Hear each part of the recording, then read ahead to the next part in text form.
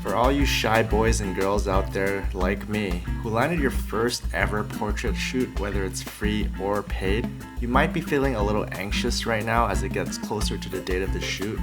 If you are, this video is for you. I'll be sharing with you 5 lessons that I learned from my very first portrait shoot. Hey everyone, welcome back to the channel. My name is Tim, and this video is for all you shy boys out there. So I recently shot my first ever engagement shoot with a couple who were friends of mine. I shot it with just one camera, and you probably guessed it by now, it's the Fuji X100V. So how this happened was my friend reached out to me a couple of weeks before his wedding because him and his fiance wanted to get their photos taken. My immediate response was, dude, I sold my A7R III and I'm only left with this. So if you're cool with that, let's do it.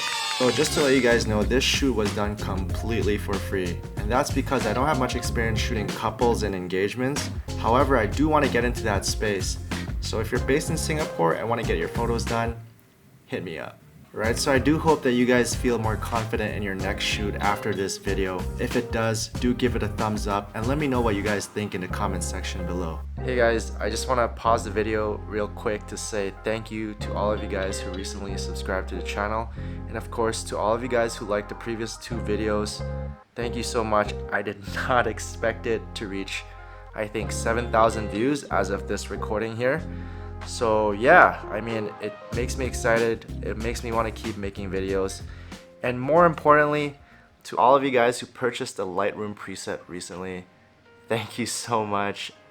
I am completely speechless, like, it means so much to me. I'm glad some of you guys like the way I edit my photos on Lightroom. Now for this particular video, I won't be having a new preset, and that's because I'm using the Utrecht preset on all of these photos as a base. So if you are interested, do check out the link in the description below. Every contribution goes a long way to my new journey on YouTube. Now let's get back to the video. So the first tip is to get to know the couple before the shoot.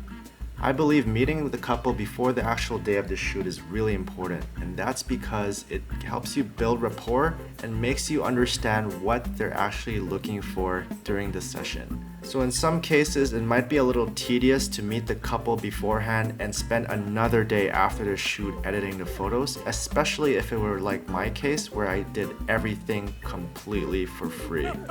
However, one thing I learned from meeting the couple beforehand was where they first met during their first date. So with that said, I already knew my first location for the shoot. Having your first location set gives you a starting point to visualizing and planning your entire shoot. Which brings me to point number 2, which is to create a mood board.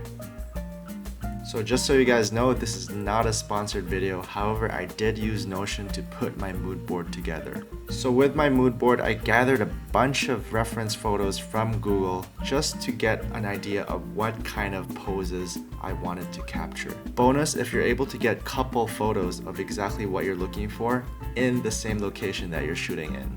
And in this case, I was able to because it's a pretty popular place for people in Singapore to take photos in. And an added tip for this, you can choose whether or not you want to do it, but I did send the entire mood board to my friend just to get an idea whether or not they were comfortable doing those poses. Tip number 3, and this one's a quick one, and that is to know your camera as much as possible. This is pretty embarrassing, but I just found out during the actual shoot that the X100V had a burst mode. I mean, how I found out was my friend saw me struggling capturing photos with a single shot, so he basically told me that there's probably a burst mode, dude, because his X-T3 has one too. Even the iPhone has a burst mode. How can the X100V, a $2,000 camera, not have one? Tip number 4 is to arrive earlier and scout for locations. Give yourself at least an hour. I think that's enough time for you to walk around on your own just to get some inspiration on different locations that you may not even have thought of. So another really important reason to why it's good to go to the place earlier is because it allows you to gauge how busy the place actually is before the shoot. So during the shoot, by then you'd be much more comfortable with people around you because you already know whether or not it's really crowded. I mean, if you're an introvert like me, you probably wouldn't want to be in places that are too crowded. So going to the actual place and knowing how it feels like beforehand will reduce that level of stimuli and allow you to be more comfortable during the actual shoot. Now keep in mind, there are a lot of things in life that you can't control, so being exposed to that environment allows you to be more comfortable over time. And that brings me to point number 5, which is to be open to entropy. Guys, there are a lot of things that can happen in a photo shoot, just like in life. The most classic example of an outdoor shoot is the weather. It can rain anytime, it can shine really harsh light anytime. So it's up to you to be creative and take advantage of those situations. In my case in particular, we shot some of these photos while it was drizzling. How it happened was I basically just told my friend, I want to get this shot on a bridge, it's drizzling a little bit, and we're pretty far from shelter. Are you guys cool with that? And they were, so we went ahead with it. It's really no big deal. And yeah, it's really up to you guys to control the situation at the same time and make sure that everyone is comfortable with what they're doing. Guys, the only way to tackle any situation, especially those that you did not expect, is to know that anything can happen, and whatever happens, you will trust yourself to make the best out of any situation. So that brings me to my bonus tip, and that is to get enough sleep the night before. Getting enough rest is crucial to your concentration, mood, and thinking for the next day. You'd also most likely be more enthusiastic during the shoot, which would make it more enjoyable for both of you.